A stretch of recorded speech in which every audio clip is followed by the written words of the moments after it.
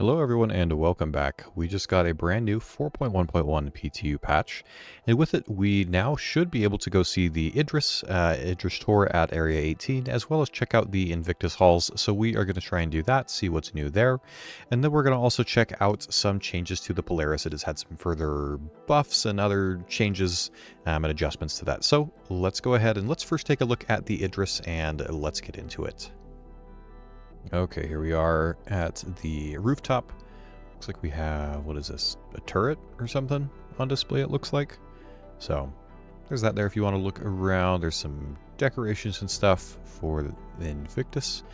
And we have a very nice view from the top of this building. It's really tall. So now, yeah, let's go ahead and we're just going to check around for a few minutes and see if there's any interesting things in this Idris. It looks like it's the same, so we're just going to look around for a few minutes and explore. So let's go take a look. Okay, first, let's see, what does it say? Cargo bay? Let's see. Well, this isn't the... Hold on. This is supposed to be the missile room, and there's a cargo grid in here. No missiles.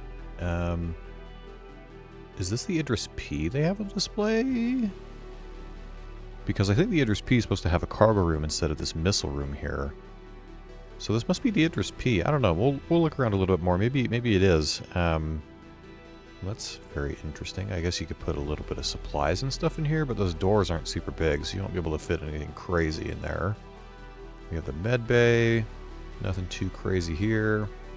Put our tier 3 beds, the tier 1 bed.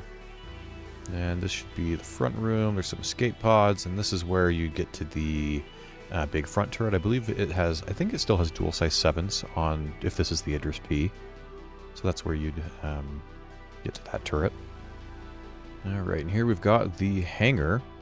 It looks so nice when there's not just a bunch of garbage and boxes and stuff, like the ones you'd steal for some of the gang missions and stuff. It's just so crowded in here, but just having it clean and nice, you can get a better sense, I think, for what ships you'd be able to fit in here. Like, you could probably fit like 6 Hornets at least. You could probably fit like 8 bajillion Furies and things like that. So I'm very excited for the future when we actually have this in the game permanently. Excited to do a bunch of really cool stuff with this. And this is very interesting, something I noticed. So there are a couple of hatches throughout the hangar, like this one right here. This is the quantum drive, so I think this is going to be component access for the Idris. So I know that they said they needed to get that figured out, but yeah, they have the quantum drive there. Here we have life support. Here we have, let's see, the shield generator. I think the Idris has 2 shield generators though, so maybe another one's somewhere else in the ship. And then opposite that looks like we have a cooler. I think the Idris also has 2 coolers, so maybe there's something else. There's no interact prompts or anything with the doors, but I would expect that those would be able to open. And that's where you're going to be able to access at least some of the components for the Idris, so you can repair them or, perform maintenance and things like that. So very interesting. I'm not sure if those were in other versions of the Idris. I just happened to notice that because, again, the hangar was all cleaned out. Here we have turret access on the little bottom subdeck. There's the Argo hangar. We'll be really careful so we don't fall out the bottom because that would be bad. A little workstation here. And this button I have seen in other versions of the Idris, like the ones you could steal. There's like a little button you could push and it said open exterior. I would assume it would be for opening the Argo hangar door. But that did not seem to work for me. So it'll probably work at some point though. And then in here we have the gravity room. Looks like it's shut. Someone's guarding it. So there's a spinning ball in there. That's, the gravity generator for the ship. Pretty cool looking. Okay, let's head back up to B deck real quick. These cargo elevators do work now. So these will take you up to the cargo area on B deck. This would probably be for, you're not going to be able to hold super big boxes here. But you could probably put supplies and things like that, food, other things that the crew would regularly use, whereas the hangar cargo areas would probably be used for like ship stuff, ship parts, ship ammunition, missiles, things like that. A little maintenance area, got fuses. There's fuses all over the ship as well, so little maintenance area is cool. Engine room.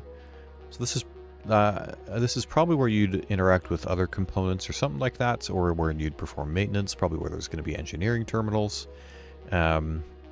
A really cool looking room. It's also like really hard to get to. There's only like one door into it, and it's in a really well protected spot. So ideally this would be a very difficult place to get to, because you don't want to have your engines taken over when you're when you're in like a combat scenario, and if you get boarded or something like that.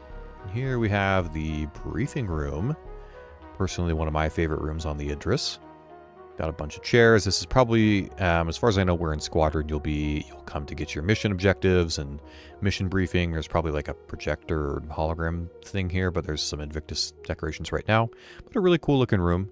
The Javelin has one like similar to this, but it's actually a little bit bigger, and it's really cool as well. Now this might be new. I'm pretty sure I've seen previously that this wall back here has been flush. But it looks like there's a new little turret access here. I wonder if this is unique to the Idris P. Let's get in it real quick. Let's see.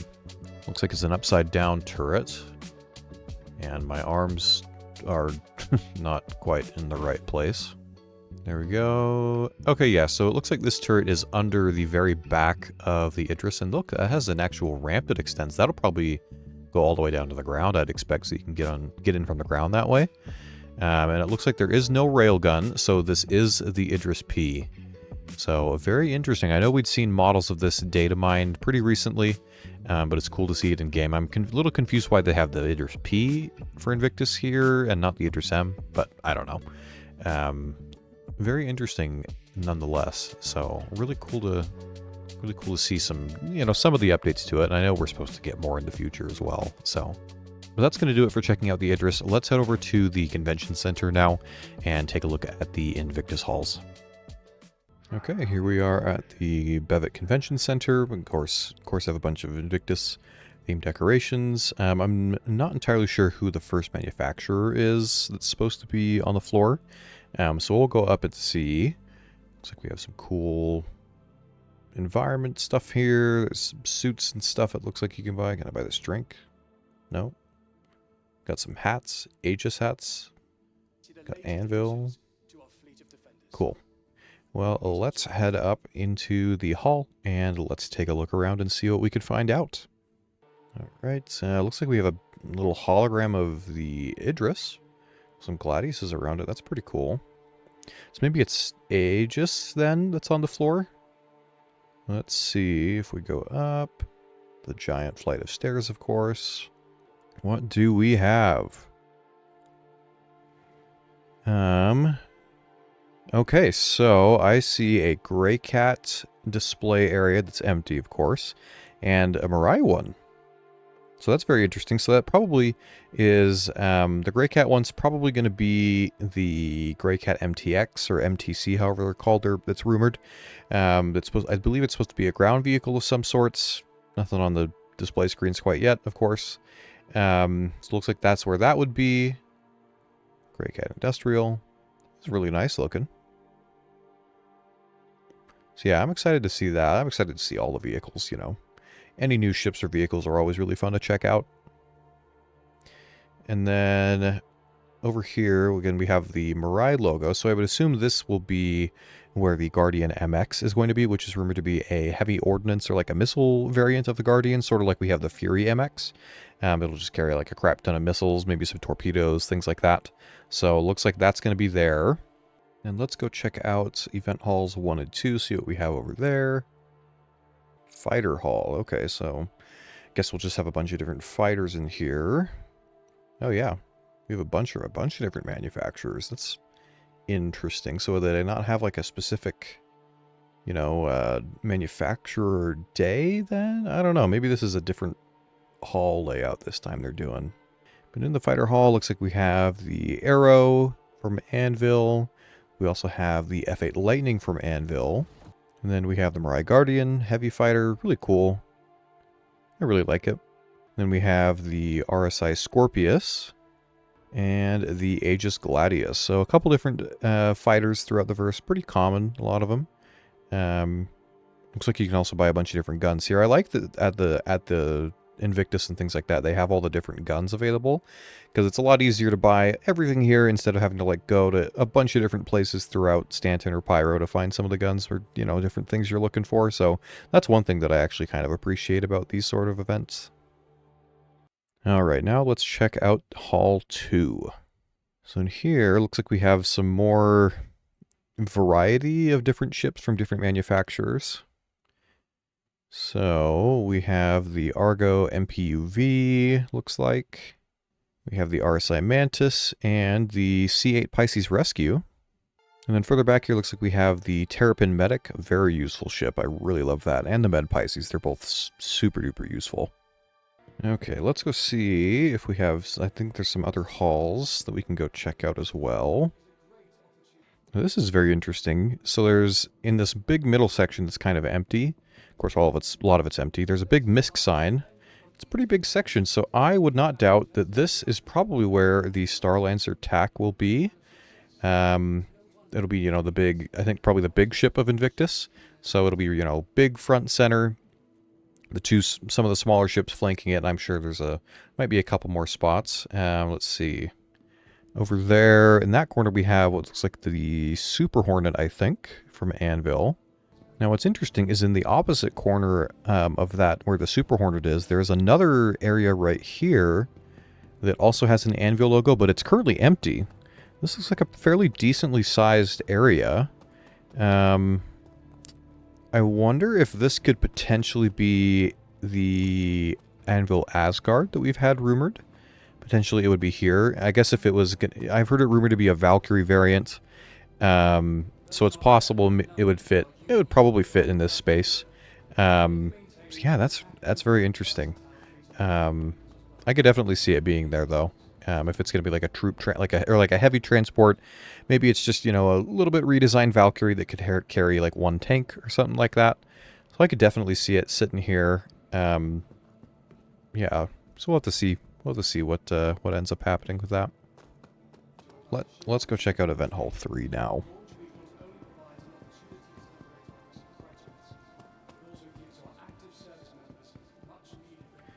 Okay, so it looks like in this hall we have some of the more traditional showings for Aegis ships. We have the Redeemer, Hammerhead, and the Vanguard Harbinger, although usually they also have the other variants of the Vanguard on display, so interesting that they don't here. Maybe they're in another hall, though. Alright, now let's check out Hall 4, Ground Combat Hall. So this should have some of the ground vehicles and stuff like that. Let's see what we got. Okay, so we got some Tumbrel vehicles here. We have the Storm, the Nova Tank, and up there I think that's the Cyclone MT. And we have another version of the Cyclone right there. And on this side, it looks like we have the Ursa Medevac, really useful little vehicle. And then we have the, looks like Spartan, Ballista, and Centurion, all heavier ground vehicles. They do have some use cases in some scenarios, but they're not, at least to my knowledge, they're not super useful quite yet. But yeah. Now this space here is interesting. It says Anvil Aerospace. There's a big empty spot in the middle with 2 Nova tanks on the sides. So I wonder if this could potentially be a spot where the Atlas variant that we saw in the CitizenCon silhouettes would go. So potentially we'd also, maybe we'll get that as well here at Invictus. But yeah, do you see over there? The silhouette looks similar to those. It's a little bit wider on the back though. So we can see Anvil Aerospace up there again. So I would not be surprised if we get this here in the middle of the Nova tanks and it's some other heavy vehicle that's, I don't know what it'd be used for. That could be another surprise for Invictus that we just haven't, you know, had data mined or leaked or anything like that. So very, very interesting. All right, and finally, let's go check out this lower little underside, see if there's anything else under here. Maybe some holoviewers potentially. So we have an empty display right here, so maybe there's something else that even could go down here. I don't know. I don't know what else you'd put down here, but there is an empty spot for potentially something. And then here looks like we just have a little display with a Ursa and a Cyclone of some sort. So I don't see then any holo viewer areas, so maybe there just aren't any. With this particular hall, again, I think it's supposed to rotate through the different halls, so potentially there'd be some more under those different manufacturers.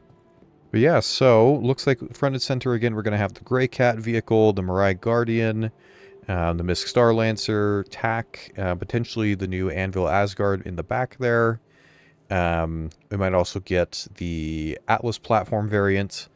So yeah, really interesting. There might even be some other stuff. I don't know. We'll have to see, but it's shaping up to be a very good Invictus, I think, and there'll be a lot of really interesting things to check out. So yeah. Now, as I was looking around, there was one more quite interesting thing that I happened to notice. In the Aegis Hall here, we have some little things on display. So if we look a little closer at those, they look like kind of like comp boards, you know, some sort of thing that would go in a slot potentially. Now, if we look in the journal, there is a little thing for Invictus called Crosshair May 2025 or 2955. Down near the bottom, there's a section called Invictus Shopper's Guide. It says, from powerful fighting ships to the latest in weapons, turrets, and flight blades, our experts will help you pick which gear is worth grabbing from the show floor. So this mentions weapons, turrets, and flight blades.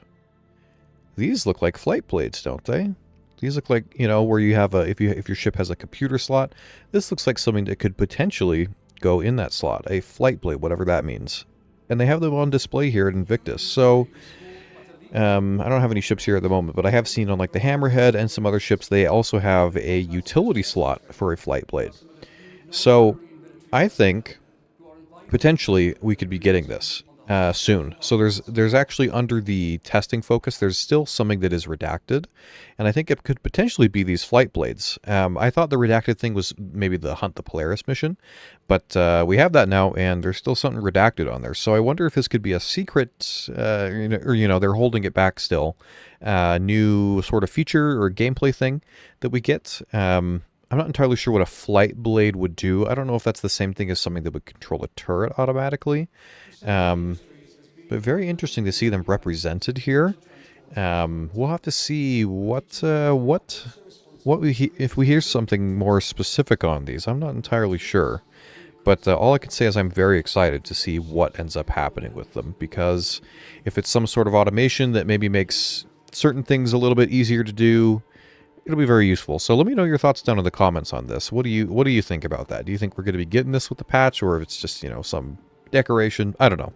Let me know your thoughts on that down in the comments.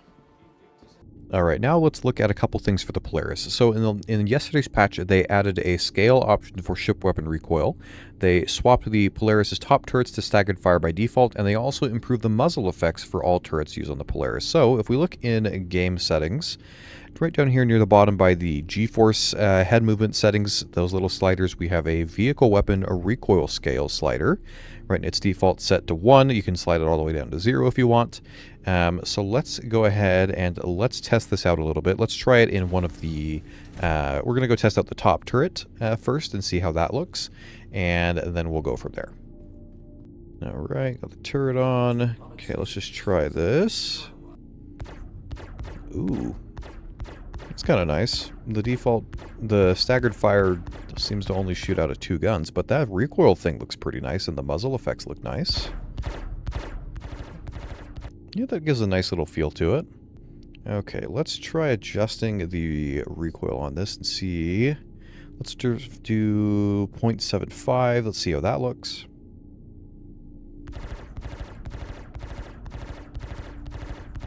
Now let's do 0.5.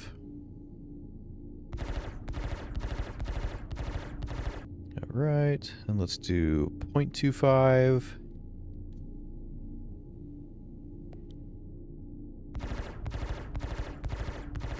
And then let's just do it really quick on 0, just so you can see. You'll see a little bit of a comparison just with no recoil at all compared to those different mounts. Yeah, I think I do like having some of that recoil. I might not want to have it on the full 1. But yeah, I do like it. It adds a really nice sense of immersion on the turrets, I think. So I think there's a balance you could find, so it gives you that feeling, but doesn't affect like your aiming or anything too much. Maybe like, I don't know, maybe I'll do like 0.9 or something. So there's the top turret. And now let's go try it on one of the side turrets, see if it's any different with repeaters on there. We'll see how that looks real quick. All right, let's try the side turret. Ooh. And that's interesting. Those are some cool muzzle effects. And the recoil is, it seems a little bit more, not as drastic, because again, these are repeaters, so, you know, they're not firing off as, I guess, quote-unquote, heavy of rounds. But I think it's still pretty decent looking for the repeaters. So that was on 1. And then let's try 0.5 real quick. There you go, a little bit less noticeable on that. So, very interesting. Some nice, you know, just some nice little polish improvements for the Polaris. So, pretty cool to see. Let's now head down to the chin turret, see if there's any little changes for that. I think they also changed the range for it back. So they raised the range on it back from, it was 3560 that they had lowered it to, and now they raised it up to 4900. So it's not quite where it was before, but it is longer range, so you should be able to hit targets further out. But yeah, let's check out the recoil on that one more time and see if there's any new little effects for this. Alrighty, let's see. Okay, so we got 1 recoil, the full recoil. Ooh. Those are some really nice little explosive effects on that. Little bit of an improvement. I'd like if there was maybe a little bit of smoke with it as well, but that looks pretty nice. Let's try, what's the recoil thing? Do 0.75 on this real quick. Not too much of a difference from what I could tell. Let's try 0.5.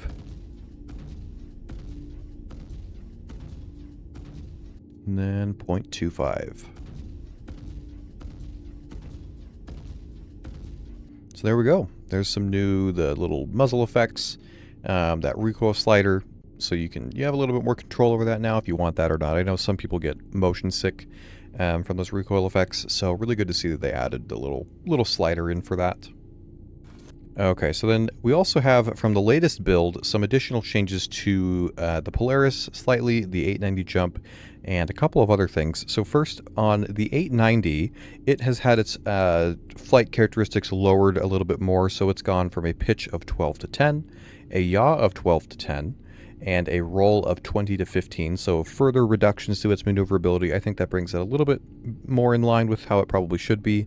And then for the Polaris, we have actually another slight reduction to its roll. So it's gone from 17 to 14, so it's going to be a little bit slower in the roll.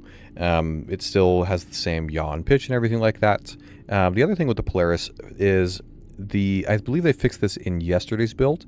It was actually a mistake that the shield generator HP got decreased. They adjusted that and they fixed that. So now it actually has the same shield HP as the 890 jump. So it's 1,026,000. So it's a little bit more tanky actually than it was before. I think it had around 900k previously. So it's gained about 100,000 shield HP or so, which, you know, I'll take it. I think that'll help compensate a little bit for the maneuverability loss. And it'll be able to tank a little bit better with that shield, and it still has a lot of hull health as well. But then the other interesting changes they have made. So first, on the Idris's railgun, the Destroyer Mass Driver Cannon, they have massively increased the ammo capacity of the gun from 18 shots all the way up to 250 shots, which is pretty insane. That's a pretty big increase. It's gone up 1,289% in its ammo capacity, so in the future, once we have that, you'll be able to fire a lot of railgun shots. And then the last thing with ships is going to be for actually the Anvil Gladiator. The Anvil Gladiator has gotten a little bit of love. It has had some HP buffs, so nothing for vital areas that I can see, but it's a lot of little HP areas that only have like 40 or maybe 200 HP have all gotten increased by quite a bit. So it's actually gone from 25,300 HP in 4.1 all the way up to 34,400 HP in 4.1.1. So that's about 9,000 HP increase. Again, it's not to the vital areas. The vital area for it is the body that has 5,500 HP, but a lot of other things have gotten a lot more HP. So it was already pretty tanky. It's going to just be even more tanky. So good to see the Gladiator getting a little bit of love. Hopefully there's some other stuff they can do for it. I really think it probably needs rework. It of course needs gold. It's gold standard and all those sorts of things. But I think there's definitely some adjustments that could be made for the Gladiator to be a little bit more viable, but this is a good start.